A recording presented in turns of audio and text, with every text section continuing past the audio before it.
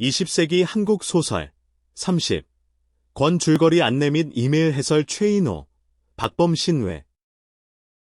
최인호의 타인의 방은 출장에서 돌아온 그가 집에 들어서자 아내가 친정아버지가 위독하다는 쪽지만 남기고 집을 비운 것을 발견하면서 시작된다. 그는 텅 빈 집에서 극심한 고독과 소외를 느끼고 방 안의 물건들이 낯설고 이질적으로 느껴지기 시작한다. 점차 그는 자신의 집이 더 이상 익숙하지 않은 타인의 방처럼 변해버렸음을 깨닫고 몸까지 굳어 움직일 수 없게 된다.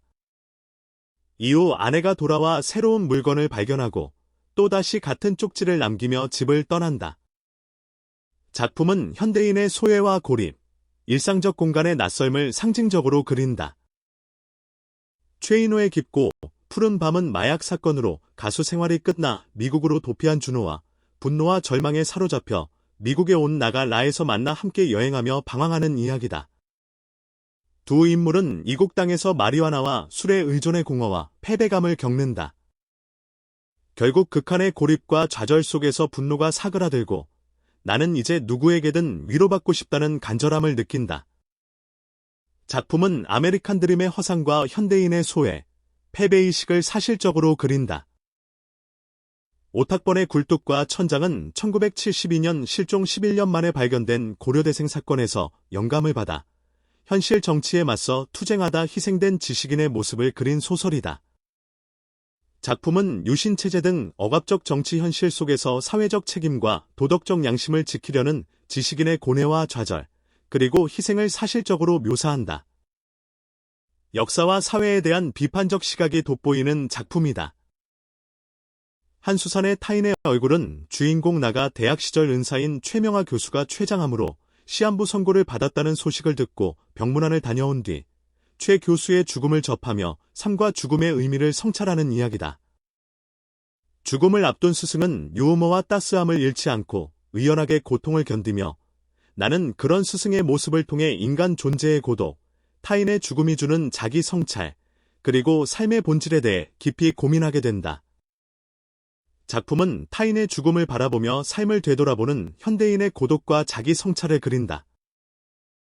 박범신의 토끼와 잠수함은 경범죄로 경찰버스에 태워진 소시민들의 모습을 통해 1970년대 군사독재와 사회적 억압의 현실을 비판하는 소설이다. 주인공은 만삭 아내의 입원비를 마련하려다 무단횡단으로 잡혀 경찰버스에 오르게 된다. 버스 안에서 권력, 제복의 사내, 과 힘없는 시민들 사이의 갈등, 무기력과 분노, 소외가 폭발적으로 드러난다. 결국 버스가 사고로 멈추고 혼란 속에서 주인공은 자신의 무력함과 사회의 부조리를 절감한다. 작품은 억압받는 하층민의 고통과 인간 소외를 사실적으로 그린다. 박범신의 흰소가 끄는 술에는 절필 후 방황하던 작가가 해인사와 무주적상산을 여행하며 자신의 내면과 삶의 본질을 성찰하는 이야기다. 눈 내린 해인사에서 만난 낯선 사내와의 대화를 통해 화자는 죽음과 사멸, 존재의 의미를 묻는다. 불교의 상주불멸, 항상 머무르며 사라지지 않음, 과 흰소가 끄는 술에 깨달음의 상징에 대한 깨달음을 얻으며 삶과 죽음, 소멸과 영원의 의미를 사유한다. 작품은 방황 끝에 자아와 존재의 본질을 찾아가는 여정을 그린다. 안녕하세요. 오늘 저희와 함께 1970년대 한국 문학 속으로 좀 깊이 들어가 볼 텐데요. 네, 제공해주신 이순옥, 소영현님의 해설 자료를 바탕으로 최인호, 한수산, 박범신 이 세 작가를 중심으로 이야기 나눠보겠습니다. 좋습니다. 70년대 하면 사실 유신체제, 또 급격한 산업화 이런 것들이 먼저 떠오르잖아요. 그렇죠. 압축성장이라고 하죠. 근데 그 이면에는 사실 저임금 문제라던가 농촌 붕괴, 또 도시에서의 어떤 소외 문제 같은 어두운 그림자도 분명히 있었거든요. 작가들이 바로 그 지점을 놓치지 않았다는 거군요. 최인호 작가부터 좀 볼까요? 사실 대중작가 이미지가 강한데 초기 단편들은 분위기가 사뭇 달랐다고요. 네, 맞아요. 특히 1971년작 타인의 방은 꼭 짚고 넘어가야 할 작품인데요. 아, 타인의 방 많이 들어봤습니다. 어떤 점이 그렇게 특별한가요? 이게 단순히 그냥 외롭다 이런 차원을 넘어서요. 근대화, 합리화라는 게 결국 인간을 어떻게 소외시키고 심지어 사물화 시키는지 그걸 아주 도시적인 감수성으로 포착했어요. 사물화요? 사람이 물건처럼 된다는 건가요? 네, 소설 속 아파트가 그냥 집이 아니에요. 인간적인 교류가 완전히 끊어진 어떤 비정한 현실, 고립 이런 걸 상징하는 공간이거든요. 주인공은 그럼 그 안에서 어떻게 느끼나요? 정말 극심한 고독 속에서 스스로를 가구 같은 정물이라고 느껴요. 오히려 생명 없는 사물들한테서 활력을 느끼고요. 좀 충격적인데요. 사람이 사물에서 활력을 느끼다니. 그렇죠. 그러다가 아내의 거짓 편지를 계기로 아예 인간 세계를 떠나서 뭐랄까 자발적으로 사물의 세계로 들어가 버려요. 스스로 사물이 되는 거죠. 그게 어떤 의미가 있을까요? 일종의 저항인가요? 정말 소름 돋는 결말이에요. 깊고 푸른 밤은 또 다른 느낌이던데요. 미국으로 떠난 두 인물 이야기잖아요. 네.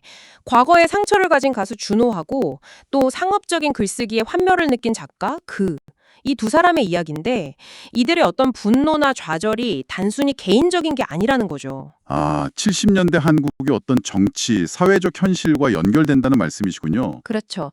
소설 속에서 마리화나가 나오는데 이게 현실 도피 수단이면서 동시에 자기를 좀 객관적으로 보게 만드는 뭐 그런 양면적인 장치로 쓰여요. 여행하고 마리화나를 통해서 자신의 허용이나 욕망을 보지만 결국 탈출구는 못 찾는 거군요. 네, 미래는 여전히 좀 불투명한 상태로 끝나죠.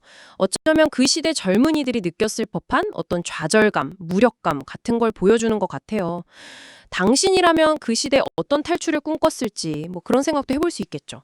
최인호 작가가 도시화 속 개인의 내면을 파고들었다면 한수산, 박범신 작가는 또 다른 문제에 주목했죠. 네, 한수산 작가는 주로 뿌리 뽑힌 존재들 아니면 원인을 알 수 없는 어떤 근원적인 비극, 죽음 이런 문제를 많이 다뤘어요. 타인의 얼교 같은 작품을 보면 스승의 죽음 앞에서 망설이는 나를 통해서 인간 존재의 어떤 근원적 고독, 관계의 깊이 이런 걸 생각하게 만들죠. 분위기가 좀 정적이고 내면 묘사가 두드러지는군요. 맞아요. 내면의 풍경을 바깥으로 투사하는 듯한 그런 기법이 특징이에요. 반면에 박범신 작가 초기작은 분위기가 확 다르죠. 네, 좀 더 거칠고 밑바닥 인생의 어두움이 느껴진다고 할까요? 특히 토끼와 잠수함은 알레고리 소설로 유명하잖아요. 그렇죠. 70년대 군사 독재 시대를 아주 우회적으로 비판한 작품인데요. 여기서 경찰 호송버스가 나와요. 이게 마치 잠수함처럼 묘사되죠. 잠수함이요?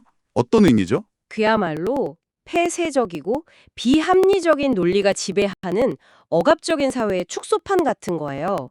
버스 안에는 정말 다양한 사람들이 있는데 이들이 당시 사회 구성원들이 체제 앞에서 보였던 여러 모습들, 뭐 순응하거나 저항하거나 방광하거나 그런 걸 보여주죠. 그 잠수함 속 토끼 비유가 정말 인상 깊었습니다.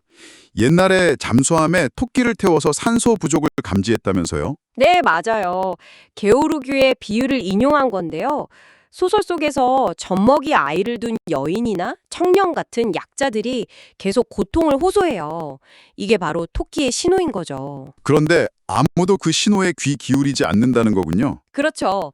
그들의 절박한 신호를 무시하는 체제는 결국 파국을 맞을 수밖에 없다는 걸 암시해요.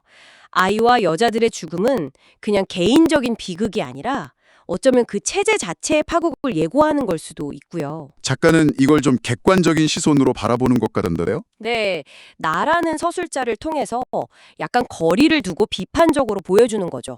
작가의 의도가 드러나는 부분이에요. 그런데 이 세 작가 모두 당시에 엄청난 베스트셀러 작가들이었잖아요. 그래서인지 본격 소설이냐 대중소설이냐 하는 논의도 좀 있었던 것 같아요. 네, 그런 논의가 있었죠. 특히 장편 소설들이 신문에 연재되면서 정말 큰 인기를 얻었는데 그러면서 초기 단편에 비해 현실 비판 의식이 약해졌다. 너무 상투적이다. 뭐 이런 비판도 받고요. 근데 해설 자료에서는 이 구분이 사실 큰 의미는 없다고 하던데요. 맞아요. 본격이다, 대중이다 이렇게 나누는 것 자체가 사실 좀 뭐랄까 상대적인 개념일 뿐이라는 거죠. 서로를 부정해야만 의미가 생기는. 아, 그 자체로 어떤 절대적인 가치 기준이 되긴 어렵다는 거군요. 그렇죠. 중요한 건 그 작품이 당대 현실 속에서 또 독자들에게 어떤 의미를 가졌는지, 왜 그렇게 많은 사람들이 읽었는지 그런 걸 살펴보는 게 더 중요하다고 봐요. 당신이 만약 이 작품들을 읽는다면 어느 지점에서 가장 크게 공감할지도 궁금하고요. 네, 오늘 이렇게 1970년대 한국 사회의 여러 모습들, 소외, 억압, 그리고 개인의 고뇌를 최인호, 한수산, 박범신 작가의 작품을 통해 만나봤습니다. 인간의 사물화 문제부터 체제 비판, 예술가로서의 고민까지. 아, 정말 많은 생각을 하게 되네요. 네. 시대를 초월해서 여전히 곱씹어 볼 만한 지점들이 분명히 있는 것 같아요. 그렇죠. 자, 그럼 마지막으로 청취자 당신께 이런 질문을 던져봅니다. 이렇게 급격한 변화 속에서 정체성을 찾으려고 애쓰고 때로는 좌절했던 70년대 인물들의 모습이 오늘을 살아가는 당신에게는 어떤 울림으로 다가오나요? 어쩌면 70년대의 고민이 지금 당신의 고민과 그리 멀지 않은 곳에 있을지도 모르겠습니다.